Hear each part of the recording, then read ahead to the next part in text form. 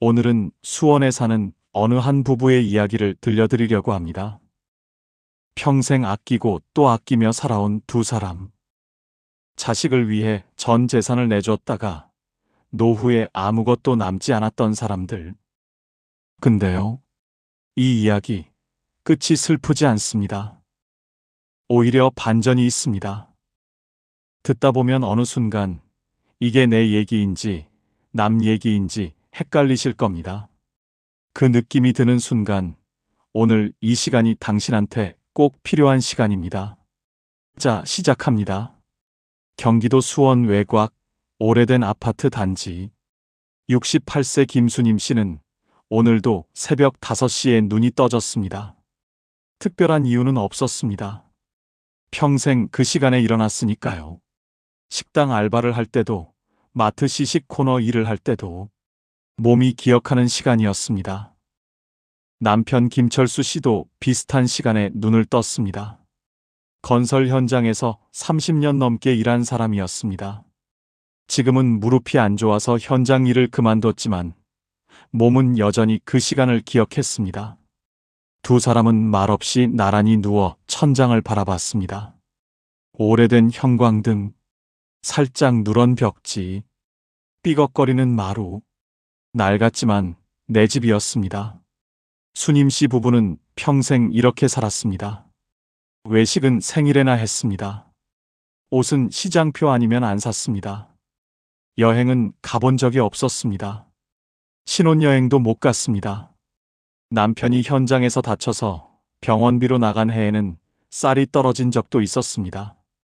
그렇게 악착같이 모아서 이 작은 아파트 한 채를 마련했습니다. 20년 전 일이었습니다. 자녀는 둘이었습니다. 딸 지연이는 결혼해서 서울에 살았고 사위는 작은 건설 관련 사업체를 운영했습니다. 아들 민준이는 35살, 결혼을 안 하고 혼자 살았습니다. 작은 회사에 다니면서 자기 월세방에서 조용히 살았습니다. 부모한테 손을 벌리지도 않았고 뭘 해달라고 보채지도 않는 아이였습니다. 수님 씨 부부는 그게 고마웠습니다. 그리고 그게 당연한 줄만 알았습니다. 지금 이 이야기 들으시면서 혹시 이런 생각 드셨나요? 나도 저렇게 살았는데. 아끼고 또 아끼면서. 근데 남은 게 별로 없는데. 그 느낌 기억해 두세요. 이 이야기가 끝날 때쯤 그 느낌이 달라질 겁니다. 3년 전 이른 봄이었습니다. 딸 지연이한테서 전화가 왔습니다. 수님 씨가 저녁 설거지를 하다가 받았습니다. 엄마, 나 할 말 있어. 말해. 사실 나 요즘 많이 힘들어. 애 아빠가 사업이 잘 안 돼서 나도 다시 직장을 나가야 할 것 같아. 근데 아이를 맡길 데가 없어서. 수님 씨는 설거지를 멈췄습니다. 엄마, 미안한데 엄마가 좀 봐줄 수 있어? 우리 집에 와서. 딸이 힘들다고 했습니다. 사위 사업이 안 된다고 했습니다. 수님 씨는 잠깐도 망설이지 않았습니다. 그래, 내가 가야지. 엄마 고마워. 그리고 엄마 아파트 전세 주고 그 전세금이랑 엄마 가진 거 좀 보태서 우리 집 좀 넓혀도 될까? 가진 거가 얼마나 필요한데? 2억 정도 되지 않아? 2억. 그 숫자를 듣는 순간 가슴이 쿵했습니다. 식당에서 12시간씩 서서 번 돈. 남편이 손이 터가며 현장에서 번 돈. 30년을 모은 돈이라는 걸. 그날 밤 남편한테 말했습니다. 철수 씨는 밥상 앞에서 한참 아무 말이 없다가 말했습니다. 딸이 힘들다고 하니까. 아들 민준이한테 슬쩍 얘기했습니다. 엄마 아버지가 결정하세요. 저는 상관없어요. 딱 그 한마디였습니다. 수님 씨는 비상금 통장을 열었습니다. 2억 300만 원. 30년이었습니다. 이체를 눌렀습니다. 2억이 딸한테 들어갔습니다. 그리고 아파트를 전세로 내놨습니다. 전세금 3억이 들어왔습니다. 딸이 그 전세금도 보태달라고 했습니다. 수님 씨는 고개를 저었습니다. 전세금은 임차인이 나갈 때 돌려줘야 하는 돈이야. 그건 안 돼. 수님 씨는 전세금 3억을 따로 적금 통장에 넣어두었습니다. 절대 손대지 않았습니다. 그 결정 하나가 나중에 수님 씨를 살리게 됩니다. 딸 부부는 2억을 보태서 방 4개짜리 넓은 아파트로 이사를 갔습니다. 이사하는 날, 손자 준호가 뛰어다니면서 소리를 질렀습니다. 할머니, 내 방이야, 내 방. 수님 씨가 웃었습니다. 그날만큼은 잘한 것 같았습니다. 첫 주는 좋았습니다. 근데 두 번째 주부터 달라지기 시작했습니다. 사위 정호 씨가 저녁에 들어오면 수님 씨는 자연스럽게 부엌으로 갔습니다. 밥을 차렸습니다. 사위가 소파에 앉아서 TV를 켰습니다. 채널이 거슬렸지만 아무 말 못했습니다. 식사가 끝나면 수님 씨와 철수 씨는 방으로 들어갔습니다. 거실에 있으면 불편했습니다. 어느 날 저녁 사위 친구들이 왔습니다. 거실에서 술을 마시고 크게 웃었습니다. 밤 12시가 넘었습니다. 수님 씨는 방에서 귀를 막았습니다. 다음 날 아침 거실에 술병과 안주 그릇이 가득했습니다. 딸은 이미 출근하고 없었습니다. 수님 씨가 설거지를 했습니다. 아무도 시키지 않았습니다. 냉장고를 열 때도 눈치를 봤습니다. 어느 날 사위가 먹다 남긴 치킨을 꺼내려다가 그냥 닫았습니다. 철수 씨가 봤습니다. 아무 말도 안 했습니다. 저녁에 방에서 철수 씨가 조용히 말했습니다. 여보, 우리 집이 아니네. 밤마다 울었습니다. 소리 안 나게. 베개에 얼굴을 묻고 2억을 줬습니다. 손자를 봤습니다. 밥을 차렸습니다. 근데 손님 같았습니다. 잠깐 여기서 멈추겠습니다. 내 집인데 손님 같은 느낌. 냉장고도 눈치 보고 거실도 눈치 보고. 이 부부 여기서 무너지지 않습니다. 계속 들으세요. 그 즈음 사위 정호 씨가 큰 계약을 땄습니다. 저녁에 들어오면서 큰 소리로 말했습니다. 여보, 나 계약됐어. 큰 거. 딸이 소리를 질렀습니다. 둘이 거실에서 얼싸안았습니다. 수님 씨는 부엌에서 그 장면을 봤습니다. 좋았습니다. 이제 2억 얘기를 할 수 있겠다 싶었습니다.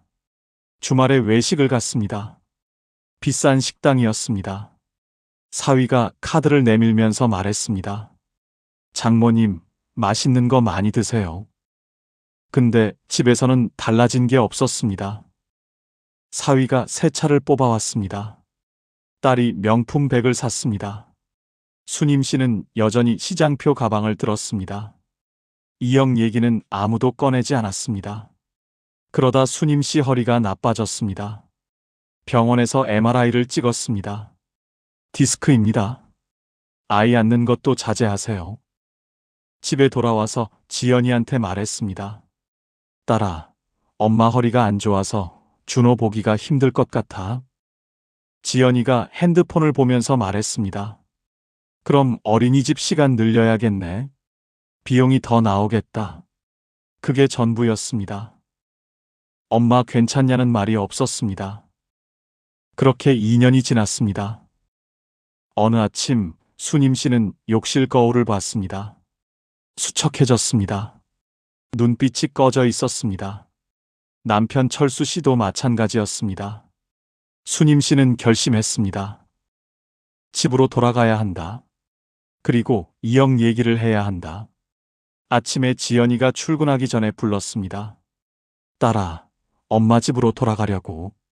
갑자기요? 오래 생각했어. 엄마 몸도 안 좋고 여기서 너무 힘들어. 힘들 게 뭐 있어요? 집 있고 밥 있고. 딸아, 엄마 집 얻을 때 보태준 2억 있잖아. 사위가 요즘 잘 되잖아. 그거 좀 돌려줄 수 있어? 집에 가면 생활비가 없어서. 지연이의 표정이 굳었습니다. 엄마, 그 돈은 이미 집에 들어간 거잖아요. 인테리어하고 가구 사고 다 썼는데 지금 어디 있어요? 무슨 부모가 자식한테 준 돈을 돌려달라고 해요. 친구 수진이 엄마는 집까지 통째로 넘겨줬어요. 민지 엄마는 매달 생활비도 보내줘요. 엄마는 그거 가지고 그래요? 수님 씨는 아무 말이 없었습니다. 어차피 나중에 다 저한테 오는 거잖아요. 현관문이 닫혔습니다. 잠깐 여기서 멈추겠습니다. 어차피 나중에 다 저한테 오는 거잖아요. 부모 살아있는데 이미 자기 거라고 생각하는 겁니다. 2억을 줬습니다. 2년을 줬습니다. 몸도 줬습니다. 근데 돌아온 말이 그거였습니다. 이 부부 여기서 무너질 것 같죠? 근데 아닙니다. 계속 들으세요. 철수 씨가 방에서 나왔습니다. 수님 씨를 봤습니다. 아무 말 없이 손을 잡았습니다. 한참 후에 말했습니다. 여보, 집으로 가자. 때마침 전세 세입자한테 연락이 왔습니다. 죄송한데요. 남편이 지방 발령이 나서 이사를 가야 할 것 같아요. 수님 씨는 전화를 끊고 한참 앉아 있었습니다. 이게 신호 같았습니다. 전세금 3억을 세입자한테 돌려줬습니다. 다행히 따로 적금 통장에 넣어뒀던 돈이었습니다. 딸이 보태달라고 했을 때 지켜낸 돈이었습니다. 짐을 쌌습니다. 지연이는 붙잡지 않았습니다. 이삿날 손자 준호가 매달렸습니다. 할머니 가지 마. 수님 씨가 준호를 꼭 안았습니다. 할머니 가끔 올게. 내 집 현관문을 열었습니다. 오래된 냄새가 났습니다. 낡은 벽지, 삐걱거리는 마루, 수님 씨가 좋아하는 창문자리. 철수 씨가 소파에 앉으면서 길게 한숨을 내쉬었습니다. 아, 살겠다. 수님 씨가 빈 냉장고를 열었습니다. 통장을 확인했습니다. 2억은 없었습니다. 전세금은 세입자한테 돌려줬습니다. 남은 돈 몇백만 원. 국민연금 두 사람 합쳐 90만 원. 그게 전부였습니다. 냉장고 앞에 서서 눈물이 흘렀습니다. 소리도 없이 철수 씨가 부엌으로 왔습니다. 나란히 섰습니다. 한참 있다가 말했습니다.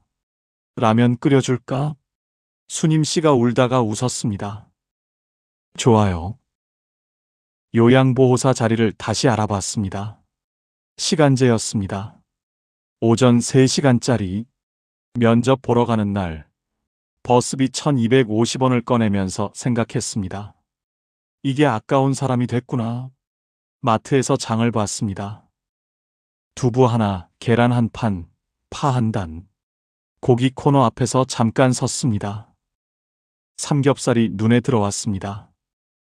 한참 바라보다가 지나쳤습니다. 그날 저녁 아들 민준이한테서 문자가 왔습니다. 엄마, 밥은 먹었어요? 아무것도 묻지 않는 아들이 오늘따라 고마웠습니다. 응, 먹었어. 엄마 힘들면 연락해요. 짧은 문자였습니다. 그 문자를 3번 읽었습니다. 그 즈음 동네 공원 벤치에서 오랜 친구 순자를 만났습니다. 순자가 수님 씨를 보더니 말했습니다. 야, 너 왜 이렇게 됐냐?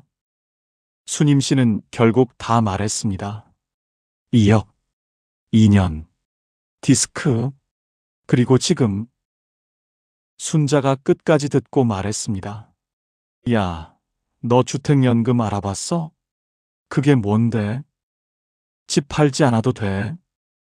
그 집에 그대로 살면서 매달 돈 나오는 거야. 국가에서 보증하는 거. 집을 담보로 잡히는 거잖아. 담보로 잡히는 게 맞아. 근데 나가는 게 아니야. 죽을 때까지 내 집에서 살아. 나중에 집값 남으면 자식한테 가고 모자라도 자식한테 빚 안 줘.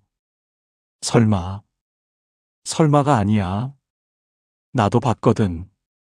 그리고 기초연금도 알아봐. 집 있어도 받을 수 있어. 부부가 각각 받을 수도 있어. 수님 씨가 눈을 크게 떴습니다. 집 있어도 재산 계산할 때 공제 금액이 있어. 우리 같은 형편이면 충분히 돼. 순자가 가방에서 팸플릿을 꺼냈습니다. 주택연금 안내책자였습니다. 가져가. 읽어봐. 집으로 돌아오는 길, 그 팸플릿을 꼭 쥐었습니다. 잠깐, 여기서 멈추겠습니다. 집 있어도 기초연금 받을 수 있다는 거 알고 계셨나요? 그리고 주택연금이 어떻게 이 부부 인생을 바꾸는지 지금부터가 진짜 반전입니다. 며칠 뒤였습니다. 수님 씨가 요양보호사 일을 마치고 돌아왔더니 현관 앞에 딸 지연이가 서 있었습니다. 거실 테이블 위에 주택연금 안내 책자가 있었습니다. 지연이가 그걸 들면서 말했습니다.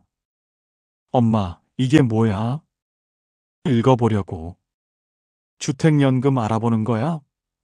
엄마, 이거 하면 안 돼. 집을 담보로 잡히는 거잖아. 이 집 지금 6억이 넘어. 앞으로 더 오를 수도 있는데. 나중에 엄마 돌아가시면 이 집 저한테 오는 거잖아요. 남으면 너한테 가는 거야. 남으면이 어딨어요? 엄마가 오래 살수록 다 까먹는 거잖아. 방안이 조용해졌습니다. 엄마가 오래 살수록 다 까먹는다고? 그리고 오빠는 결혼도 안 했으니까 나중에 엄마 집 필요하잖아요. 민준이는 그런 말 한 적 없어. 오빠가 말을 안 해서 그렇지. 내가 민준이 대신 얘기하는 거야? 수님 씨가 말했습니다. 딸아, 앉아봐. 두 사람이 소파에 마주 앉았습니다. 딸아, 엄마가 너네 집에 2년 있었잖아. 응. 그때 엄마가 행복했던 것 같아? 지연이가 대답을 못했습니다. 밤마다 울었어. 말 못했지만.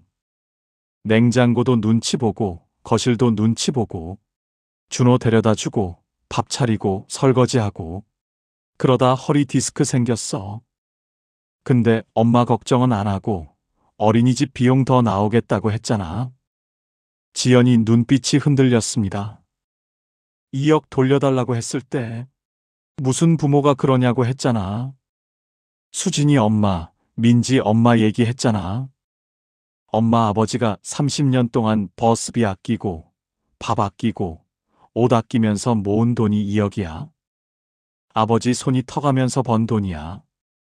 엄마가 식당에서 12시간 서서 번 돈이야. 지연이가 고개를 숙였습니다. 그때 방에서 철수 씨가 나왔습니다. 조용히 딸 옆에 앉았습니다. 자기 손을 펼쳤습니다. 거칠고 굵은 손마디였습니다.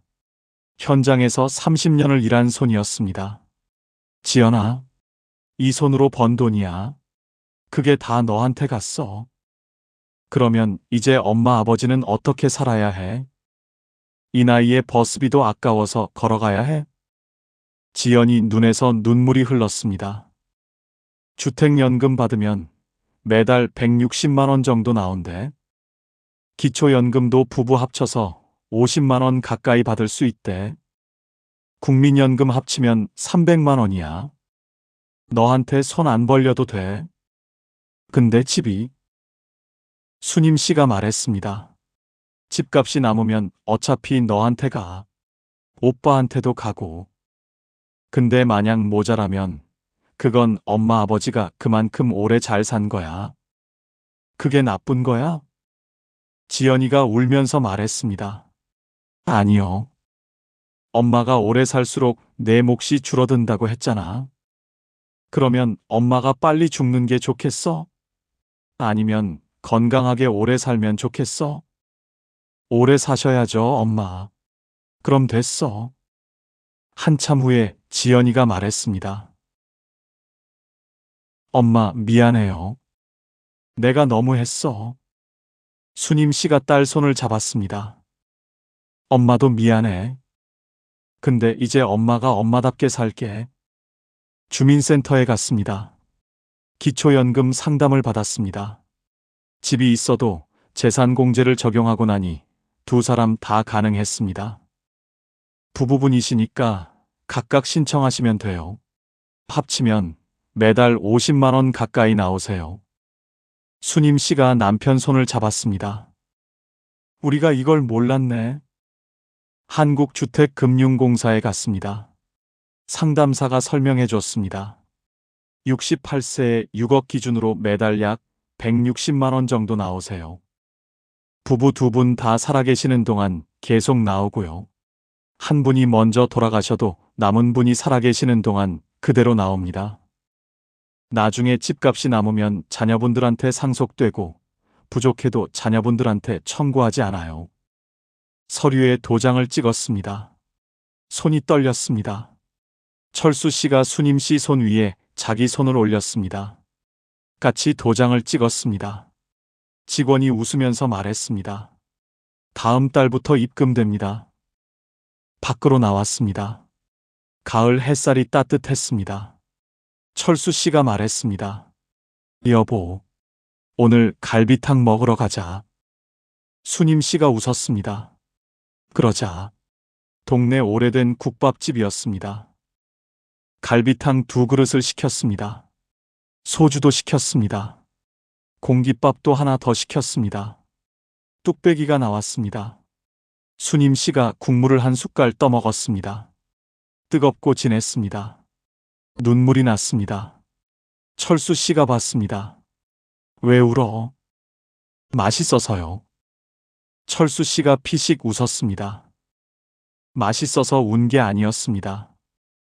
마트에서 삼겹살 앞에서 발걸음을 돌렸던 날들, 버스비가 아까웠던 날들, 냉장고 앞에서 눈치를 봤던 날들, 그게 다 끝났다는 게, 이제 눈치 안 봐도 된다는 게 다 섞여서 나온 눈물이었습니다.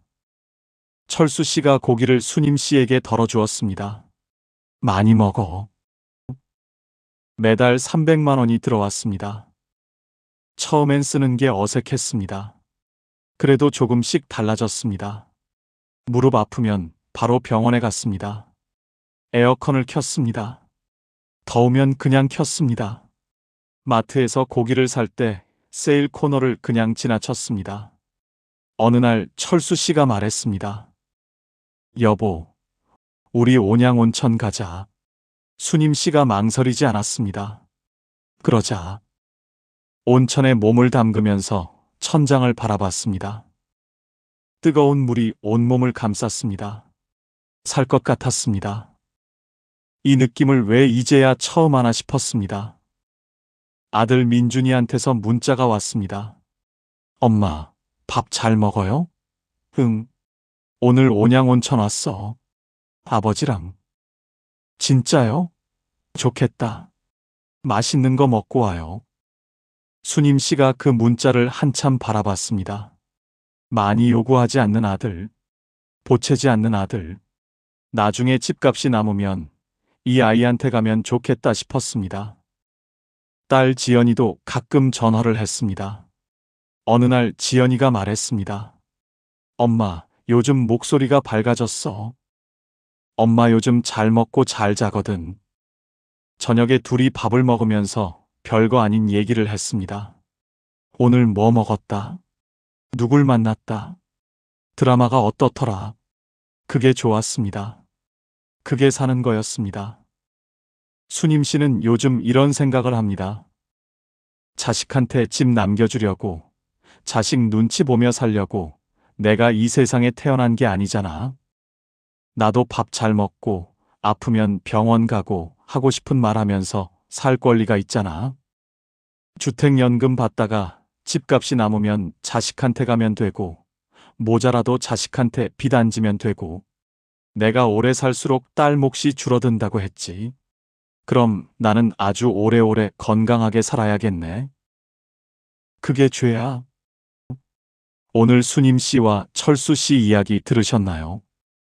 어딘가 찔리는 게 있었나요? 집 한 채 있고, 연금이 빠듯하고, 자식한테 손 벌리기 싫은 분. 오늘 딱 2가지만 알아보세요. 첫째, 기초연금입니다. 집이 있어도 받을 수 있습니다. 재산 공제 금액이 있거든요. 부부라면 각각 신청 가능합니다. 가까운 주민센터에 가셔서 수급 가능 여부 확인 한 번만 해보세요. 둘째, 주택연금입니다. 집을 팔지 않아도 됩니다. 지금 그 집에 그대로 살면서 매달 연금이 나옵니다. 부부 중 한 명이 먼저 가더라도 남은 분이 살아계시는 동안 연금이 그대로 나옵니다. 집값이 남으면 자녀한테 상속되고 모자라도 자녀한테 청구하지 않습니다. 한국주택금융공사에 전화 한 통만 해보세요. 자식이 반대할 수 있습니다. 그때 이렇게 말하세요. 내가 건강하게 잘 사는 게 내가 집 한 채 더 갖는 것보다 낫다. 수님 씨와 철수 씨는 이제 막 잘 살기 시작했습니다. 68세. 늦지 않았습니다. 당신도 늦지 않았습니다. 오늘 이 이야기가 도움이 되셨다면 지인들에게 공유해 주시고 구독과 좋아요 부탁드립니다. 고맙습니다. 평생 충분히 아꼈습니다. 평생 충분히 참았습니다. 이제는 당신이 잘 살 차례입니다.